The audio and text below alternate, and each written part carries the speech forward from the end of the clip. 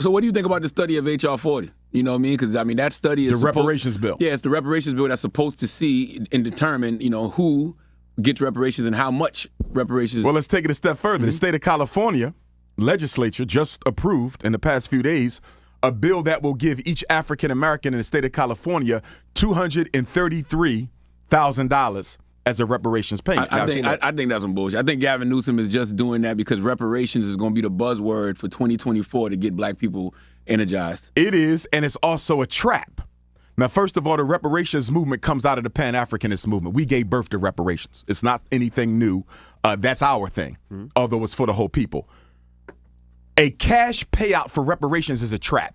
And the reason a cash payout for reparations is a trap is because so much of what needs to be fixed in American society for African people will take more than cash to do it. In other words, I give DJ Envy $233,000. Or if I take the Bob Johnson plan, he said each American African is due $350,000, right? I give you $350,000. Does that stop mass incarceration? Nope. Does that stop miseducation? Does that stop gentrification? Does that stop police genocide? Does that guarantee us access to wealth? I mean, in the state of California, what can you get with $233,000? I'm not even sure if that's enough for a house. And on top of that, the minute they give you the payment, they can reduce the value of the payment through inflation. So I can flood the economy with money so the $233 is only worth $120 in about 24 hours. And then guess what they're going to do after they give the reparations to African people? They're going to find subsidy programs to give to the LGBTQ, to the women, to immigrants, to other people. So at the end of the day, what looked like a step up for black people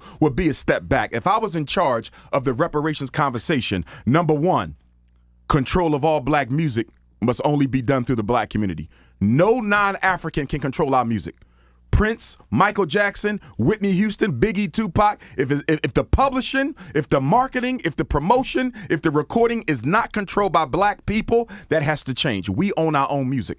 Nobody can own, sell, produce, publish, promote black music but black people. Why is that so important? Because music is one of America's leading export industries. America makes more money off black music than almost anything else that she sells. So if we control the music, we have a steady stream of global revenue where we can build a black Wall Street in every single city in America for black people. That's how much money will be coming in from black music. That's one. Two, all black inventions return to us permanently. Everything we invented is a permanent patent for Africans. And if you want to use it, you must pay us a percentage. The cell phone, we invented that. Internet, that's ours. Helicopter, that's ours. Self-lubricating engine, the microphone, the stop sign, the walkie-talkie.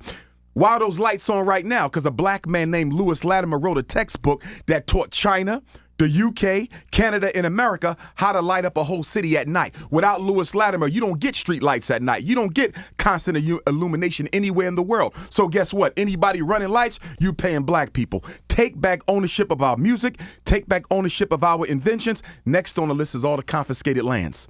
We had hundreds of thousands of acres of land stolen from us between 1865 and Malcolm's assassination in 1965. We need to put together a research team that's going to investigate all the land that was stolen from African people and return it back. Since most of our people are dealing with homelessness, we have the highest homelessness rate in black America since the 60s. If we can get our land back, that will go a long way to getting a lot of our single mothers and their children off the street. Right. In addition to that, America has about 10 major exports: gold, oil, water, electricity. We get a 25% cut permanently. This is perpetual. Every time America makes a dollar, we get 25 cents of that dollar as part of the reparations payment. American Africans, 60% of us, make up 10 states. All 10 of the states that represent 60% of us are seaboarding states. We should automatically control the port so we know what's coming in, what's going out, and we also get a percentage of that. But here's my biggest issue with reparations 3. One, psychological damages. I'm not hearing enough of the reparations talking heads discuss enough about the psychological damages. You know you can get far more from what you're owed psychologically than you can ever get for 243 years of unpaid labor on the plantation.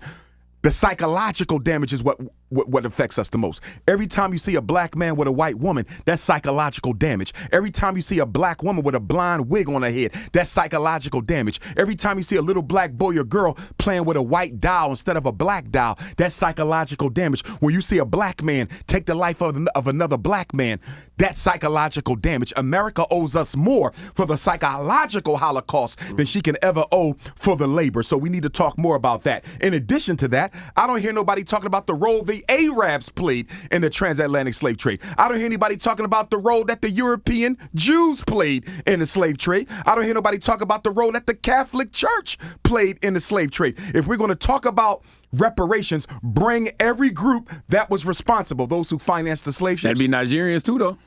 Okay, let's talk about that. There was participation from some African kingdoms. We know that Dahomey, for example, which was popularized in the Lion King movie. The Woman King movie. There was some African participation, but guess what? The transatlantic slave trade was a European operation. It was controlled. It grew. It was financed by Europeans. When many of the African nations found out what was really being done to us, because in Africa, there was no concept of chattel slavery. There was no such thing as owning people forever. There was no such thing as perpetual ownership of an entire family line or a bloodline. You understand? There was no such thing as being dehumanized. European slavery stripped African people of our humanity. There's no precedent for that in the world before European chattel slavery. They didn't know what they were getting into. They were wrong and can be held accountable. But let's not take the onus off of the true power structure behind slavery, and that was the white man. I didn't say Portuguese.